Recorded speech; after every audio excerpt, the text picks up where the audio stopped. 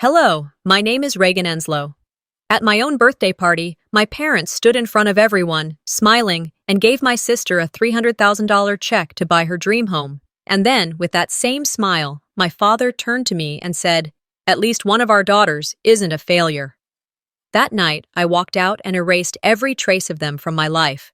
But what if I told you? That wasn't the worst part.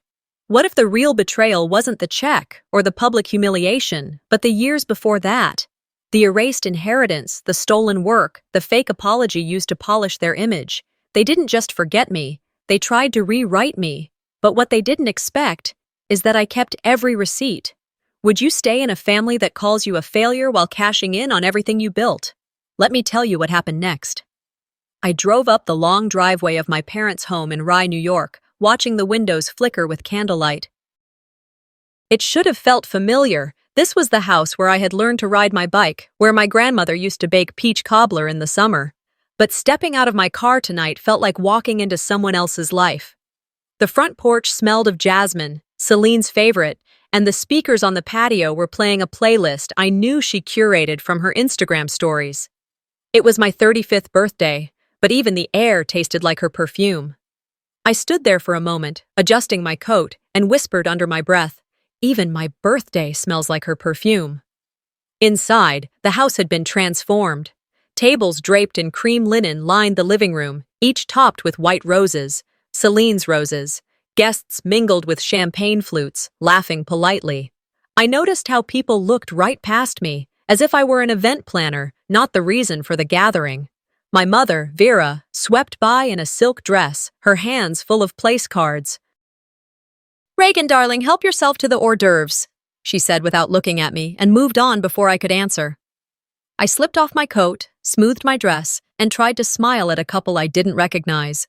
This was supposed to be my night, but everything about it felt rehearsed for someone else's benefit. Dinner was served in the formal dining room at a long mahogany table.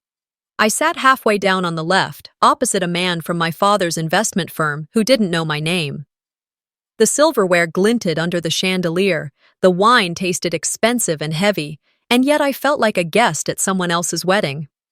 My sister Celine arrived late, as usual, glowing in a white sheath dress that cost more than my monthly rent. She kissed the air above my cheek and took her seat at the head of the table. People clapped as though a celebrity had arrived. I kept my eyes on my plate. Then my father stood. Gideon Hargrove had the kind of voice that filled a room even when he was only making small talk, and tonight it rolled over the table like a sermon. "Before we enjoy dessert," he began, raising his glass, "I want to say a few words about what this family values: hard work, dedication, and showing results." The opening of his toast felt like it might finally be for me. My pulse quickened. I straightened my shoulders, waiting for him to acknowledge something I'd done. But then he turned his body slightly toward Celine. "Tonight, we celebrate someone who has proven herself again and again. Celine, you've made us proud." He reached into his jacket and pulled out an envelope.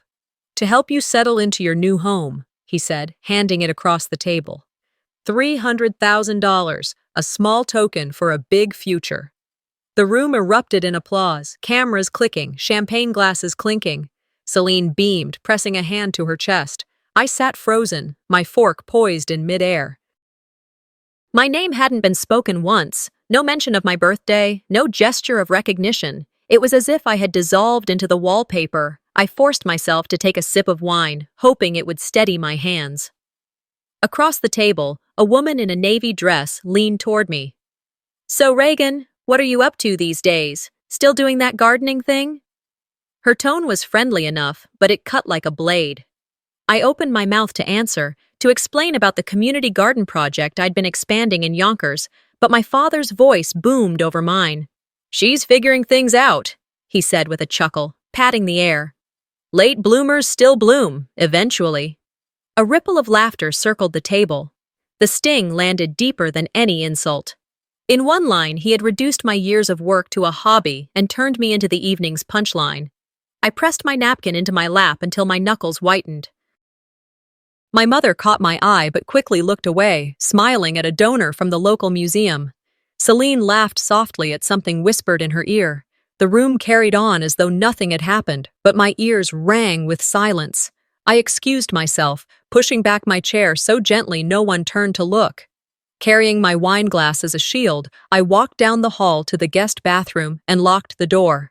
Under the harsh light of the vanity, my reflection looked like a stranger's, lipstick smudged, eyes too bright. "Not even today?" I whispered to the mirror.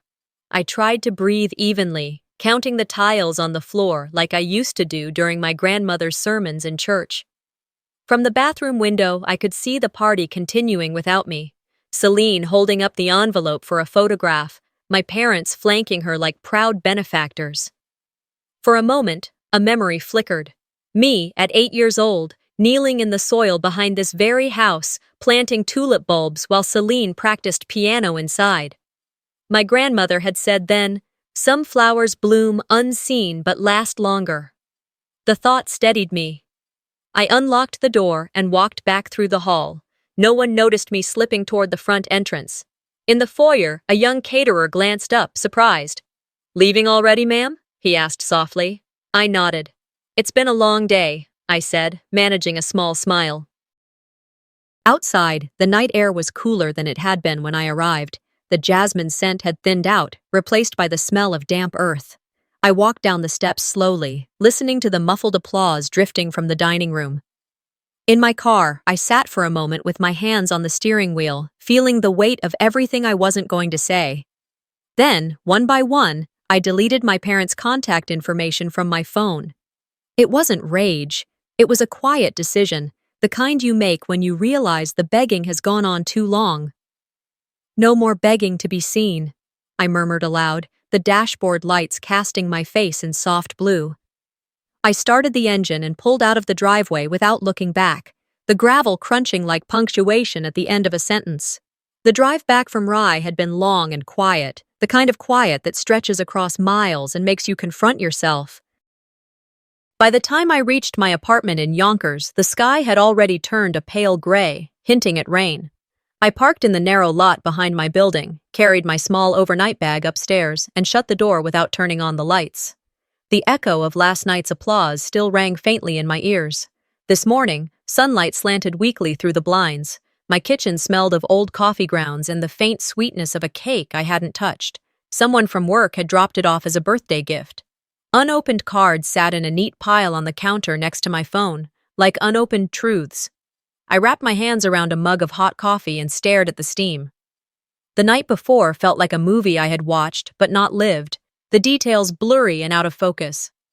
My birthday had been hijacked, but for the first time in years I wasn't crying. I was simply empty. I sat at the small table near the window, scrolling through my phone, deleting more contacts without fanfare. My parents, Celine, family friends who never learned to pronounce my name correctly. The act was strangely soothing, like brushing sand off your skin after leaving the beach. My phone buzzed with a message. It was from Dana, an old friend from high school who'd been at the party. "I know last night was rough," the text read, "but you should see this." A photo followed. I hesitated before opening it. The image was of a printed seating chart, the kind you'd see at a wedding. The title at the top read, "Celine's Family Birthday Bash, hosted by Gideon Vera." My stomach tightened. I zoomed in on the names, scanning for mine. There was a Celine, a Gideon, a Vera, donors, family friends, even Celine's Pilates instructor. But no Reagan, not even a +1 for me. My seat had been marked Family Friend TBA. I set the phone down slowly.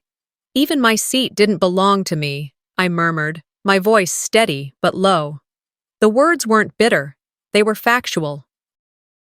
It explained the way the waitstaff had looked at me with mild confusion last night, the way the event had flowed around me like water around a stone.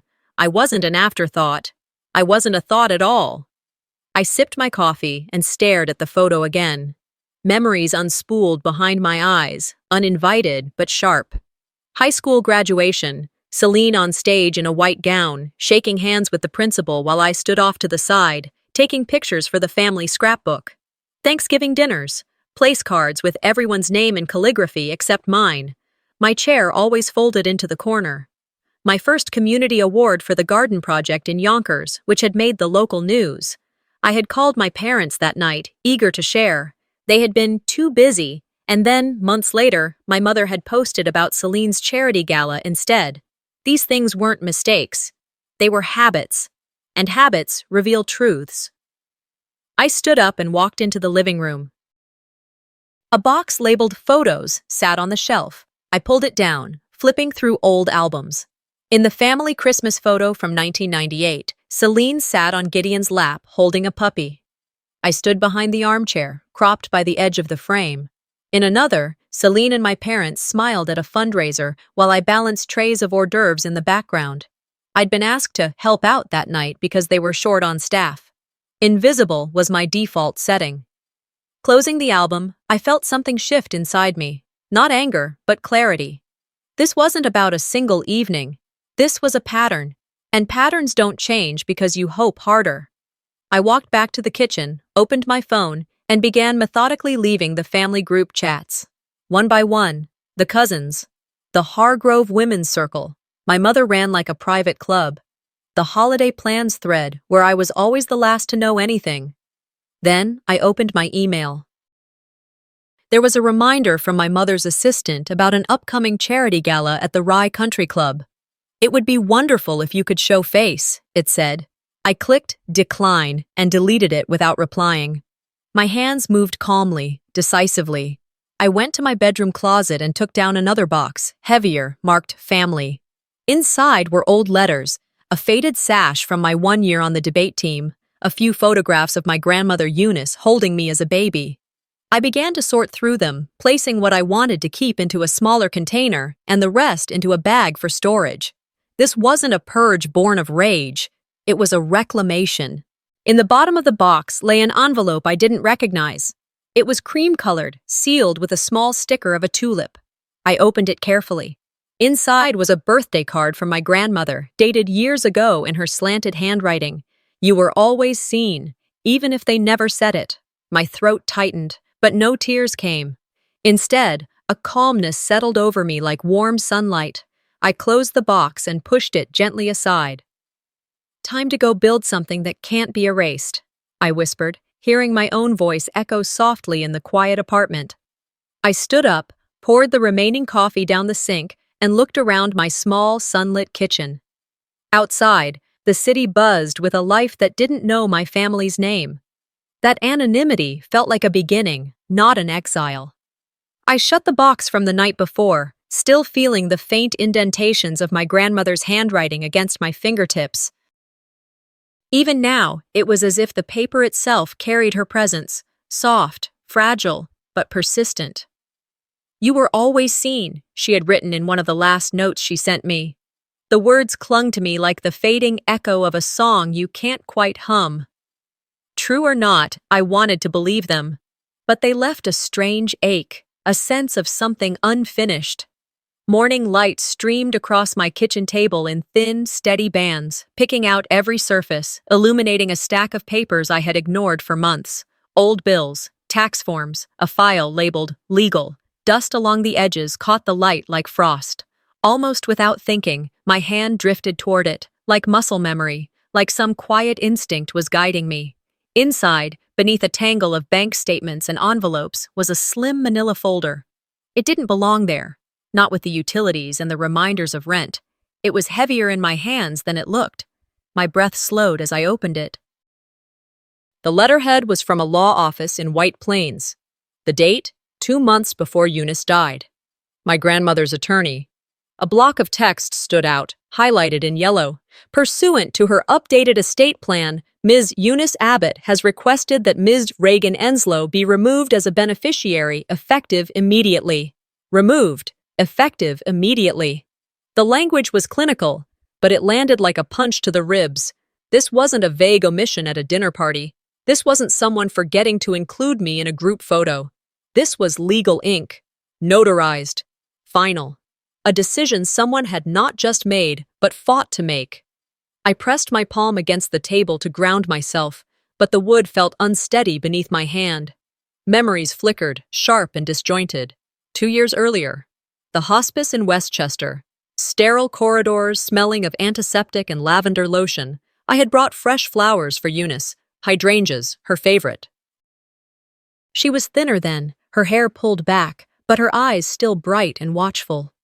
"I told them," she had whispered, voice raspy but deliberate. "I told them it was yours." I remember frowning. "Told them what?" She squeezed my hand with surprising strength. "The farm," she said. "The one you planted with me every summer. It should be yours." We didn't speak of it again. A week later, my mother called. Her tone was brisk and efficient, the voice she used to deliver bad news she thought would be good for me. "Grandmother simplified things," she said. "It's for the best." No explanation, no details, just a phrase shaped like a period, ending the conversation before it began. At the time, I had been too stunned to argue. Eunice passed before I could see her again. The funeral was quick, formal, muted. Celine stood at the front holding a eulogy she hadn't written. I was in the second row, hands clenched in my lap, feeling something wrong but unable to name it. Now, staring at the letter in my kitchen, I could name it. They had erased me. Not just from photographs, not just from guest lists, but from the one thing that had felt like a promise, that small Oregon farm where I had spent my happiest childhood days. I could still see it clearly. Rows of berry bushes, a crooked fence patched with twine, Eunice's laugh as she handed me a trowel. The smell of damp earth after rain. I had loved that land like a living friend. It wasn't just property. It was memory. It was home. Months after the funeral, I had seen an announcement buried in a local paper. Hargrove Holdings acquires rural property for environmental development. There was a photo. Celine stood in front of the old barn, smiling. The caption called her a visionary. I clipped the article, tucked it into a drawer, and never spoke of it. Now the clipping and this letter sat like bookends to the same story, a story where I had been written out of the plot. I sat back in my chair. My coffee had gone cold. The betrayal wasn't about money. It was about what it said. You were never the one we believed in. Every slight, every missing place card at a dinner table, every dismissive joke at a family gathering, every time they looked past me to someone shinier. They had been rehearsing for this. I remembered my last holiday with them. Thanksgiving at the Rye House. I had baked a pie from scratch, crust rolled by hand, filling spiced exactly the way Eunice had taught me. My mother set it aside, untouched, praising instead the dessert Celine's caterer had delivered. Gideon raised a toast about family unity, but never once looked at me. That night, I drove back to Yonkers in silence, vowing I wouldn't return. And I hadn't. Text messages went unanswered, invitations deleted without opening. My absence barely registered with them, if at all. And I told myself that was enough, that distance was power. But holding this letter now, I saw it clearly. I hadn't taken my power. I had surrendered it, quietly, without a fight. I had let them write me out of the story. I stood and moved to my desk, pulling my laptop close. The screen glowed coldly in the dim light. My cursor blinked like a heartbeat as I typed in the address of the county property records. It took only minutes to find the listing. The Oregon farm, Eunice's land, up for resale, under Celine's company. She was flipping it, marketing it as an untouched gem for eco-minded investors. The photos showed the old barn repainted, the berry bushes replaced with sod. Not a word about the summers I had spent planting seeds with my grandmother. Not a trace of me. "She's selling what never belonged to her," I whispered. The words weren't a complaint. They were a verdict. I closed the laptop slowly. The shock ebbed. Something steadier took its place. Not rage, but resolve. This was no longer about being seen. This was about reclaiming something. If not the land itself, then my own narrative. I looked around my apartment. The boxes stacked neatly against the wall. My life had shrunk, but it was mine. And for the first time in years, I felt the faint stirrings of a plan. Not desperation, not fantasy, intent. The email from my old classmate sat open on my screen, a casual message laced with a sharp undertone. "Hey, I saw your sister's post about her landscaping. Didn't you design that system? I didn't reply right away. Instead, I leaned back in my chair, letting the weight of that one sentence settle in my chest like a stone. My eyes lingered on the words, rereading them even though they hadn't changed. That familiar dull throb returned, the one that starts at the back of your throat and pulses behind your eyes when your name is used as someone else's footnote. I reached for the mug beside me, now half full with lukewarm tea, and took a sip. It was bland, like my energy this week. The house was quiet, except for the occasional thump of someone moving in the apartment above mine. Sunday had bled into Monday without much ceremony, and with work looming, I figured I might as well get something productive done. I opened a separate browser tab and typed in the Westchester County Property Records site. I told myself it was idle curiosity, nothing more. Just a passing thought, a moment of nosiness after a conversation I never asked to be a part of. But my fingers moved with purpose, navigating the site like I had done this before. Maybe I had. Maybe part of me had been waiting for the right moment. I entered the address of Celine's house, the one she'd flashed all over social media, calling it her sanctuary, a testament to hard work paying off. What popped up wasn't her name. Hargrove Family Holdings. That was the name listed on the deed. Not Celine, not even a co-signer. The legal owner was the same family trust my parents had used for decades to move money around, buy summer homes, and pay for tax-sheltered donations. I clicked further.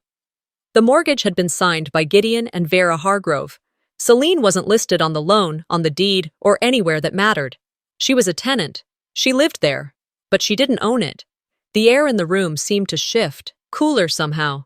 I felt it run across the back of my neck. That whole night, the dinner, the toast, the check, the show they put on wasn't just tone deaf. It was fiction. I sat back and stared at the screen. $300,000 gifted in front of a room full of witnesses for something she didn't actually own. A performance to remind everyone who the golden child was, to reinforce Celine's image as the heir, the star, the woman who had it all together. I should have felt shocked, but mostly, I felt tired, because this was the pattern. Celine didn't build. She was handed. She didn't earn. She inherited. And yet somehow, every year, every holiday, every birthday, it was me who got the speeches about potential and pulling myself up. I whispered to no one. You got the money, the name, the spotlight, but never the spine. I clicked print and grabbed the page as it slid out of my small home printer. I slipped the paper into a folder I labeled Mirror Files and set it aside in my filing cabinet, not because I planned to use it, not yet, but if they came for me again, if they dared to spin me into their narrative once more, I wouldn't just stand there blinking. I would have the truth. On record. In writing. I glanced around the room, at the shelves filled with gardening books, research binders, and soil samples I'd been collecting for my grant proposal. Everything in this apartment had been earned. Every lamp bought secondhand. Every plant nursed from clearance shelf to thriving greenery. Every inch of space belonged to me. Not because it was gifted, but because I built it. I turned my attention back to the screen and searched for Celine's name in the state business directory. Her company listed 3 projects in development. I clicked on the one that had gotten the landscaping praise. And there it was. Photos of the yard, my design, my vertical irrigation system, my layout. Even the exact stone pattern I'd drawn in a notebook 2 years ago when she had asked, "Could you help me brainstorm?" Back then, I had agreed, because it felt good to be asked. Foolish me. Now, she was branding it as her signature style. This time, I didn't hesitate. I clicked Save As and made a new folder. I started gathering screenshots, public posts, press quotes, client testimonials referencing her eco-smart ingenuity. I matched each one with my original drafts, emails, and plans. My movements were steady, deliberate. I wasn't panicking. I was preparing. If they ever used my name again, if they dared to tie me into their story when convenient, only to cut me out when the lights dimmed, I'd be ready. They built their lives on polished mirrors, but I lived in the soil. My roots were deep. My phone buzzed. Another email, from someone I barely remembered. "Hey Reagan, Saw Celine's segment on Channel 5. That water system, isn't that your thing? I didn't respond. I didn't need to. Not yet. I looked at the screen, then at the folder labeled Mirror Files. It's starting again, I said quietly. The glow from my laptop had dimmed to a soft gray by the time I pushed back from my desk. Outside, the sky over the Hudson was a deep violet, fading to black at the edges. The email from my classmate still sat unread, but I didn't need to open it again to know what it said. My phone buzzed once against the table, a new notification. I didn't check it right away. I stood, stretched, and moved into the kitchen. The small apartment smelled faintly of rosemary from the planter on my windowsill. I poured myself a glass of water, leaning against the counter. My fingers itched to refresh my inbox, but instead I sipped slowly, grounding myself. Tonight, I had work to do, real work, my own, grant proposals, lesson plans for the community garden, budgets that didn't write themselves. Then my phone buzzed again. A text message preview lit the screen. Mom. For a second, my heart stuttered. She hadn't called in weeks, not since the party. I swiped it open. I'm sorry if you felt hurt. We never meant to make you feel excluded. I read it once, twice, 3 times. The words blurred, but the meaning sharpened. If you felt hurt, not we hurt you, not we excluded you. The apology wasn't for what happened, it was for my reaction to it. A tidy little sentence built for optics. I set the phone down on the counter and walked back to my desk. My tea had gone cold. Another buzz. This time, a social media notification. A mutual acquaintance had posted a smiling photo of my mother at some charity luncheon. The caption read, "Glad to see the Hargrove women working through things. Such a beautiful family." My stomach dropped. She had shown them the text. Proof of reconciliation, proof of unity. Not for me, for them, for everyone who mattered to her. I opened the text again and stared at the gray bubbles. A memory surfaced. Christmas Eve, years ago. Celine had smashed a glass ornament and blamed me. My mother had turned to the guests and said, "Oh, Reagan's just clumsy."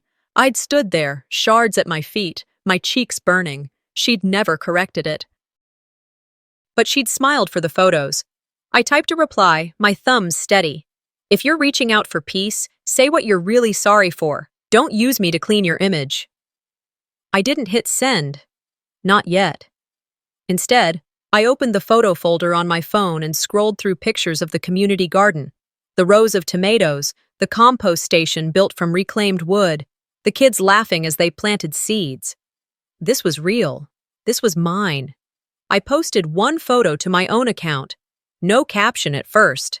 Then I typed, "Growth doesn't need validation, only sunlight."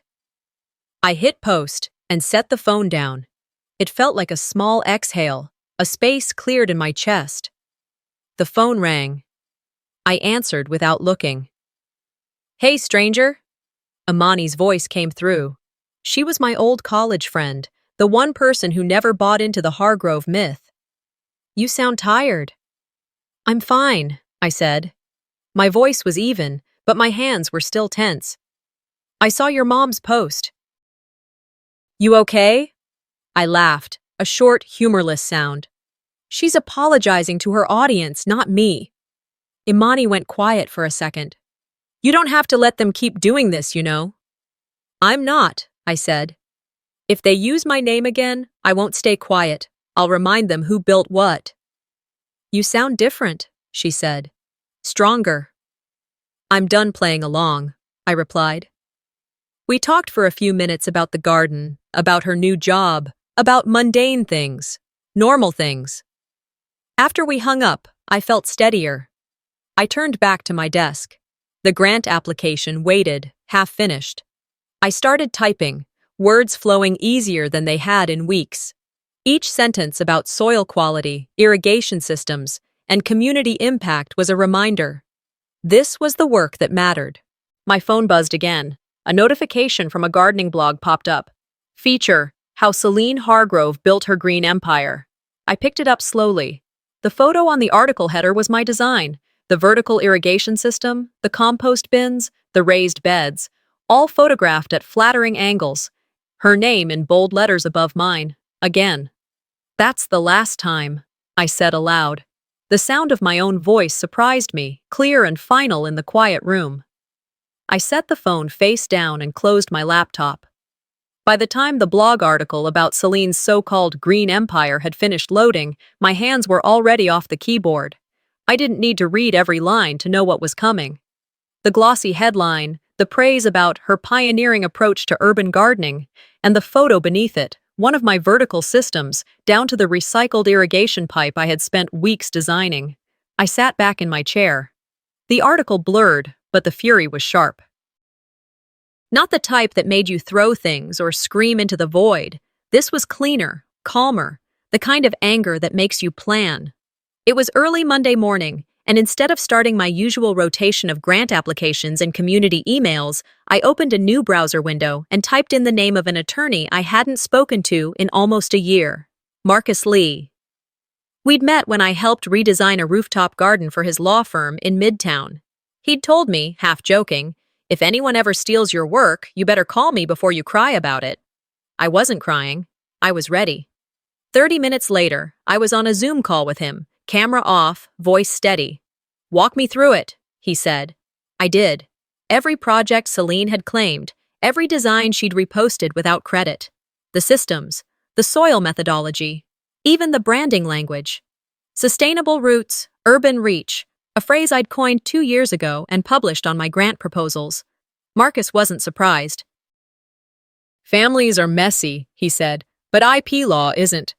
He asked for everything: dates, screenshots, drawings, timestamps. I had it all, because if there was one thing my family had taught me, it was to keep records when you knew you didn't have protection. 2 hours later, I had a draft of the cease and desist letter in my inbox. I read it slowly, formal, clear, decisive, the kind of language that doesn't leave room for misinterpretation. Subject: unauthorized use of intellectual property. I didn't add any emotion, no pleas, no explanation. But in the subject line of my email to Celine's business address, I typed just one sentence: "Return what you stole, or I'll take it back myself." I stared at the screen for a long second before hitting send. The whoosh of the outgoing email sounded louder than usual. I leaned back, exhaled, and waited. Celine didn't respond that day, but someone else did. It was past noon when my phone rang, unknown number. But I knew before I answered. "Reagan?" My mother's voice came through, tight and sugar-coated. I didn't say anything. I didn't have to. "Don't do this," she said, skipping pleasantries. "It's family. You want to air this out in public? Is that really necessary?" I kept my voice even. "Did you know she was using my designs?" A pause. Then, "She was inspired by you. There's a difference." "No, there isn't." "Sweetheart, don't blow this out of proportion. You think your father never shared an idea? That's what families do. We support each other. Celine always credited you in private." "Private doesn't pay bills, Mom." "Well, maybe if you weren't always so difficult to work with, you'd be part of something bigger." There it was, the real voice behind the polished smile. "I built something bigger," I said. "You just never looked at it." "You're going to regret this," she warned. "People don't like women who cause drama. It won't look good on you." That's when I knew. None of this had ever been about my work. It had always been about controlling the narrative. I hung up without another word. The next morning, I called Imani. "I did it," I told her. She didn't ask what. She already knew. "Good," she said. "It's about time." "I don't even care if she takes it down," I admitted. "I just want the lie to stop." "That's what boundaries are, babe," she said. "They're not for changing people. They're for saving you." I stepped outside with my coffee. The early sun hit the soil beds out back, catching on dew-covered leaves. I watched as a squirrel darted along the fence line, then disappeared. They'd tried to cut my roots, over and over. But I had learned something in the garden. You can't kill what was made to grow deep. I woke to a muted light slanting across my living room floor. The clock on the stove blinked 4:17 p.m. I'd been working since dawn, too focused to notice the day slipping away. My phone lay face down on the table, a faint buzz still echoing in my ears from Vera's last call. I hadn't picked up. I wasn't going to. Instead, I turned back to my laptop. The grant program I'd been eyeing for months had opened its applications. It was exactly the kind of funding my community garden needed to double its reach: school partnerships, composting workshops, youth internships, work that mattered. I filled out each field carefully, attaching my portfolio and recent press features. When I clicked submit, a red banner popped up at the top of the screen. Application flagged. High risk. Please contact support. I blinked. That had never happened before. I scrolled, heart thudding once, then steady. A few minutes later, an email arrived from an administrator I knew loosely from local events. The subject line read, "Heads up, confidential." Inside, "Reagan, your application's great, but someone on the review board flagged your venture as unstable. There's a financial red flag tied to your last name. Thought you should know." I stared at it. A financial red flag tied to my name. I texted Imani immediately. "Need to talk. Now." Within 20 minutes, we were on a video call. Her face filled the screen, brows knit. "This smells off," she said. "Send me the details." I forwarded everything. She didn't even pause. "Let me poke around." While she dug, I paced. The room felt too small, the air too thick. My parents had always had their fingers in every pie: school boards, homeowners associations, advisory councils at banks. But to tank my livelihood, to label me unstable. Imani pinged me with a link 30 minutes later. A memo from a regional bank marked internal use only, my name highlighted. Next to it, unstable venture, flagged by G. Hargrove. There were more, 3 separate funding opportunities over the last year, each marked with the same phrase, different organizations, same source. My father had been moving quietly, systematically, undercutting my applications before they ever reached a decision table. I sat down, hard. It was never just neglect, it had been strategy. I felt a strange calm come over me, not the quiet of resignation, but the kind before a storm. "Imani," I said, my voice low. "He's been doing this for years." "I'm so sorry," she said. "But now you know. Now you can prove it." "I don't want to prove it," I said. "I want to stop it." Later that evening, after we'd hung up, I decided to sort through my old family files. Maybe I was looking for more evidence. Maybe I just needed to touch the past to make the present feel less surreal. I pulled a battered shoebox from the back of my closet and sat cross-legged on the floor. Inside were programs from my high school plays, a faded ribbon from a 4-H contest, and a stack of birthday cards. I picked one at random, a pastel thing with balloons. The handwriting on the envelope was my mother's. When I opened it, my breath caught. "Happy birthday, Reagan," it read in bold cursive. But beneath my name, faint but visible, was another. Celine. They'd recycled her old card, crossed out her name, written mine. My chest tightened, but I didn't cry. Not anymore. I stared at the card for a long time, running my thumb over the faint imprint of Celine's name. They hadn't just forgotten me. They'd replaced me. Every grant rejection, every oversight, every holiday without an invitation, none of it was an accident. It was a pattern, a system. I set the card aside and stood. My body moved on its own now. I pulled a small duffel bag from under my bed and started packing. Laptop, hard drives, the folder with Marcus's cease and desist letter, a stack of resumes. I wasn't running away. I was positioning myself. At my desk again, I opened my email. In my drafts sat an application I'd started weeks ago for a National Agricultural Tech Conference looking for a keynote speaker. I filled out the remaining fields, attached my portfolio, and typed in the subject line, "Regarding the keynote vacancy you posted." I hovered over the send button, then clicked. The whoosh was quiet this time. I leaned back, letting the weight of it settle. No more waiting for them to give me a seat at their table. I was building my own stage. I clicked send on the email and sat back. The whoosh of it leaving my outbox felt like a door opening somewhere far away. The day outside my apartment window had already started to turn gold, the early evening light catching on the windows of the buildings across the street. For the first time in months, my chest didn't feel tight. Instead, it felt steady, like soil packed firm around a new seed. 2 weeks later, I found myself stepping off a flight into Chicago's O'Hare Airport.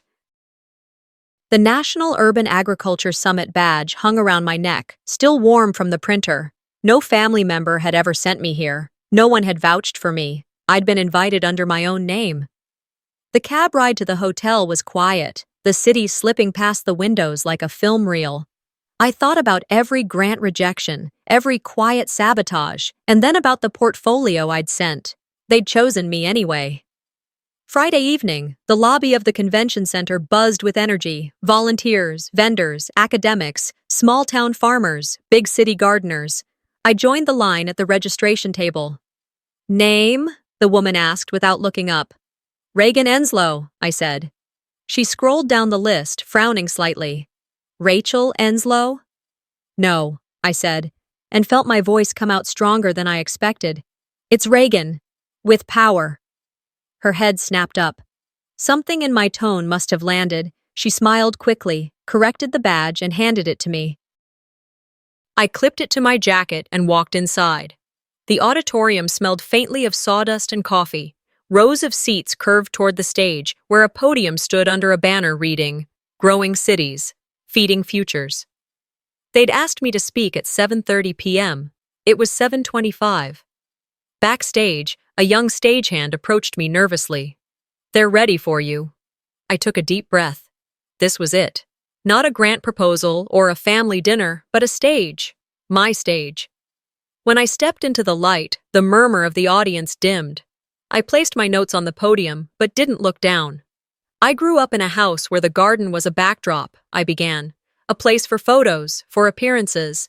But I learned early that what you plant quietly, consistently, will feed more than any spotlight." A few heads nodded. Someone raised a phone to record. "I designed food systems for neighborhoods that were called food deserts before someone thought to call them communities," I continued. "I've learned that sometimes the roots grow in the dark because no one dared shine the light. But the roots are still there, waiting." My voice didn't tremble. It carried. "And when you shine the light," I said, "you find resilience you didn't know was possible." Applause began in the back, small at first, then building. I told them about the children who had planted kale where a vacant lot once stood, about elders teaching composting alongside their stories of migration, about how invisibility doesn't mean absence. Then I looked straight into the cameras. I was told for years that my work was small, that it didn't matter. But if you eat tonight, somewhere, someone planted something. That's what matters. The applause swelled to a standing ovation. People rose, clapping, some whistling. I felt the sound hit me like wind. It wasn't vengeance, it was validation. By the time I left the stage, my phone was already buzzing with notifications. Articles, tags, congratulations. But among them was a journalist's name I recognized. The message was curt. "Hi Reagan, your mother Vera provided us with a heartfelt letter you wrote thanking your family for their support. We'd like to include a quote in our piece about your keynote tonight. Can you confirm?" I stopped walking. My hands went cold. I hadn't written any such letter. Scrolling down, I saw an attached PDF, my name at the top, paragraphs of flowery language about forgiveness and unity, ending with, "I'm grateful to my parents for their guidance and generosity." It was a forgery. I called the journalist. "Those aren't my words," I said simply. "Oh," she said. "Your mother was very convincing. She said you wanted to stay private." "I don't hide behind letters," I said. "I speak in person." I spoke on that stage. I hung up before she could respond. Back in my hotel room, I opened Twitter and typed out a single statement. "The words you've read were not mine. Tonight I spoke for myself. That's all there is to say." I posted a photo of me at the podium, my hands on either side, the crowd behind me standing. It went viral within hours, not because of scandal, but because of clarity. By midnight, my inbox was flooded. Job offers, interviews, partnerships. People who'd ignored me now wanted to align themselves, and at the top, one message stood out. From Celine Hargrove. Subject: "We need to talk." I stared at it for a long time, the glow of the screen reflected in the window. Outside, Chicago's skyline blinked back at me, alive and indifferent. I clicked it open. 3 weeks had passed since the summit in Chicago, and I still hadn't replied to Celine's email. "We need to talk." Her subject line had read, not, "I'm sorry," not, "Let's make this right." Just that. Another vague gesture, lacking ownership or sincerity. I hadn't deleted it, but I hadn't opened it either. It sat there in my inbox like a seed that wouldn't sprout, unwanted, unacknowledged. In the meantime, I returned home. The greenhouse in upstate New York had never felt more alive. Morning fog settled like a blanket over the rows of lettuce, heirloom tomatoes, and microgreens. Bees moved lazily from bloom to bloom. I had work to do, and I buried myself in it. The team I'd built, 4 part-timers, 3 volunteers, and 2 interns, were prepping for our first open house event. Local families had been invited to walk through the greenhouse, attend a composting demo, and help kids plant seeds in take-home pots. The day before, I spent 4 hours tying handmade signs to recycled wooden stakes. No one was filming, no one was clapping. I was just living. That morning, while wiping my hands on my jeans and checking the irrigation sensors, I noticed an old Ford pickup parked along the gravel path. The engine had long since cooled. I stepped outside. A man stood beside the truck, hat in hand, watching the rows with a quiet, almost reverent expression. It took a second for my mind to catch up. "Howard?" He turned. "Well, look at you," he said, smiling like a man remembering something he hadn't thought about in years. "Still got dirt under your nails, huh?" "Always," I said, walking toward him. Howard Tennant had been the groundskeeper at my parents' estate when I was little. But more than that, he had been the only adult, outside of Grandma Eunice, who ever treated me like I belonged. While Celine practiced piano in the parlor, I'd followed Howard out to the shed, learning how to test soil pH and sharpen shears. I hadn't seen him in over 15 years. "You heard about the open house?" He nodded. "I was driving through. Saw the sign, thought I'd stop by, see if the girl who used to steal radishes out the ground ever did anything with it." I grinned. "I didn't steal, I was taste testing." He chuckled. "You were the only one who ever stayed after sunset, watering the roots with your bare hands." We walked slowly through the greenhouse. He stopped at one of the vertical towers, running a finger along the pipe. "You designed all this?" I nodded. "Didn't get it from Celine then," he said flatly, no trace of a joke. "Not a drop," I said. He turned to me, eyes soft. "Good. 'Cause you were always the one who knew what you were doing. Some folks just know how to pose near a shovel. You knew how to dig." That stuck with me the rest of the day. The next morning, an envelope arrived via certified mail. I opened it at my kitchen table, still in flannel pajama pants and a coffee mug in hand. The letterhead read, "Hargrove Family Holdings." The offer was clear, $2.1 million in exchange for 40% ownership of Rootrise, my company. It came with a note from my mother in looping cursive. "Let's bring the family back together, properly." I laughed out loud, alone in my kitchen. Not bitterly, just at the absurdity of it. They hadn't shown up for the grant denials. They hadn't lifted a finger when I was boxed out of family gatherings, inheritance, or name. But now that the business was successful, now that I had made something real, they wanted a seat. I didn't need to ask why. I knew what this was. It was a soft form of conquest. They couldn't erase me anymore, so now they wanted to absorb me, repackage me, polish me up like a redemption story to strengthen their brand. I didn't respond with a phone call. I wrote a letter, folded it by hand, and mailed it back in their own envelope.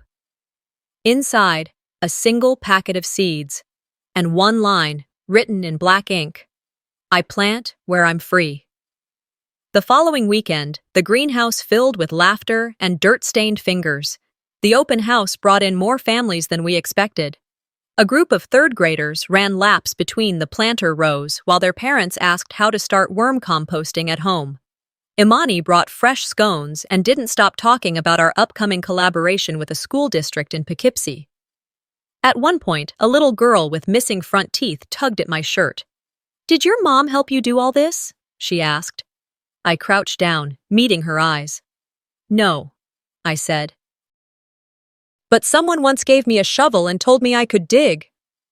That evening, after everyone left and the cleanup was done, I stood in the greenhouse alone. The sunset poured golden light through the glass ceiling, illuminating rows of greens that had no idea who got credit for their existence. And that was the point. These plants didn't need a name to grow. They didn't need applause. They just needed someone to care enough to tend them, to believe they were worth the water. I wasn't healed. Not completely. Some roots take longer than others to anchor themselves. But I was growing, in my own direction, on my own terms. And they, my parents, my sister, the world that had ignored me, had to watch from the outside now. They never saw me coming. But I grew anyway. Not every wound leaves a scar you can see. Sometimes the deepest ones are the stories we were never allowed to tell. This wasn't just about money or favoritism or being excluded. It was about the quiet strength it takes to break cycles, to say no more, and to build something that can't be taken from you. Have you ever had to walk away from your own family to protect your peace? I'd love to hear your story in the comments below. If this story resonated with you, don't forget to like, share, and subscribe. More powerful true stories are coming your way.